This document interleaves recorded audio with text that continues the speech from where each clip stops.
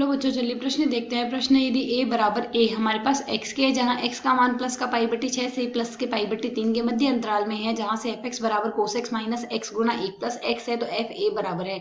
हमें यहाँ से f a का मान ज्ञात करना है। यह एक वैकल्पिक प्रश्न है, तो इस प्रश्न को करने हेतु हमारे पास यहाँ से हमारी मुख्य अवधारणा कार्य करेगी। मुख्य अवधारणा यहाँ से हम लेंगे, यदि हमारे पास f(x) कोई भी फलन है जो कि अंतराल i में परिभाषित है, तो f(x) i में यहाँ से हमारे पास हाशमान फलन होगा। हाशमान फलन है, हाशमान है। यदि हमारे पास इस f का x के सापेक्ष अवकलन f डैश x जो है हमारे पास ऋणात्मक आ जाए, तो यदि हम यहाँ से देखें इस प्रश्न के अनुसार हमें f(x) बराबर क्या दिया गया है, f(x) बराबर हमें परिभाषित किया गया है cos x माइनस x गुना 1 प्लस x। तो यदि हम इसके लिए अवकलन कर दें, इस f का x के सापेक्ष अवकलन करें, तो हमारे पास cos x का अवकलन होगा sin x, तो माइनस में sin x होगा, तो cos x का माइनस sin x आ गया। साथ ही यदि हम इसे सरल कर ले, तो यहाँ से इस पद को हम सरल करके x स्क्वायर प्लस x के रूप में x स्क्वायर प्लस x आएगा। साथ ही माइनस बाहर आ इसके रूप में लिख सकते हैं इस पद को।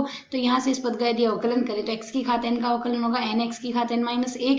तो यदि यहाँ से हम देखें, इसका मान आएगा 2x और यहाँ से x का अवकलन आएगा 1। यह हमने यहाँ से लिख देना है, क्योंकि हमारे पास यहाँ से सूत्र है, यदि x की घात n का अवकलन किया जाए वो भी x के सापेक्ष, तो हमारे पास मान आता है n x की घात n माइनस 1। इसी अवधारणा के आधार पर ही हमने सरल किया है। तो यहाँ से हम अंतराल देखें, यदि अंतराल पाई बटे 6 से पाई बटे 2 के मध्य है, तो यह हमारे पास ऋणात्मक होगा। यह ऋणात्मक होगा। ठीक इसी प्रकार यह भी अंतराल में ऋणात्मक क्या आ रहा है, क्योंकि आगे माइनस चिन्ह है, यह भी हमारे पास माइनस चिन्ह के कारण ऋणात्मक ही आएगा। तो यहाँ से हम देख सकते हैं f डैश x का जो मान आ रहा है वह हमारे पास ऋणात्मक आ रहा है। यदि f डैश x का मान ऋणात्मक आ रहा है, तो f(x) हमारे पास हाशमान फलन है।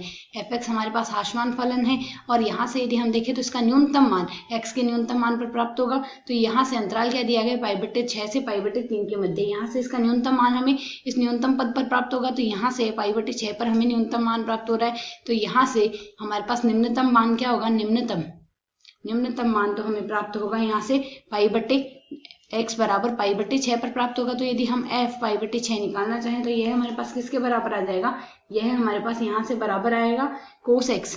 cos x है तो cos पाई बटे 6 आ जाएगा। माइनस में यदि हम देखें, माइनस में हमारे पास यहाँ से मान है x गुणा में x प्लस 1 है, तो x के स्थान पर पाई बटे 6 आ जाएगा और गुणा में x प्लस 1 अर्थात पाई बटे 6 प्लस 1 आ जाएगा।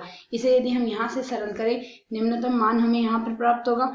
तो यदि यहाँ से यह मान हमारे पास आ जाएगा √3/2, और यहाँ से आएगा माइनस में पाई बटे 6 गुणा में आ जाएगा पाई बटे 6 प्लस 1 आ गया। ठीक इसी प्रकार यदि हम यहाँ से देखें अगला मान, यदि उच्चतम मान हमें किस पर प्राप्त होगा, उच्चतम मान हमें प्राप्त होगा यहाँ से f पाई बटे 3 पर। तो f पाई बटे 3 बराबर हमारे पास यहाँ से क्या आ जाएगा, यह बराबर आएगा, यह मान आ जाएगा cos पाई बटे 3 आ गया, cos पाई बटे 3 आ जाएगा। साथ ही माइनस में आएगा पाई बटे 3 गुणा में पाई बटे 3 प्लस 1 आ गया। तो यदि cos पाई बटे 3 बराबर देखें, तो यह आ जाएगा 1/2, माइनस में आ गया पाई बटे 3 गुणा में आ गया पाई बटे 3 प्लस 1। तो यदि हम यहाँ से विकल्पों से देखें, तो हमें क्या ज्ञात करना है, प्रश्न के अनुसार हमें ज्ञात करना है f a का मान। तो f a का मान हमारे पास क्या आ रहा है, 1/2 माइनस पाई बटे 3 से गुणा 1/3 से 3/2 माइनस पाई बटे 6 गुणा 1 प्लस पाई बटे 6 के अंतराल के मध्य आ रहा है। तो यहाँ से हमारा विकल्प सी सही है। आशा है समझ आया।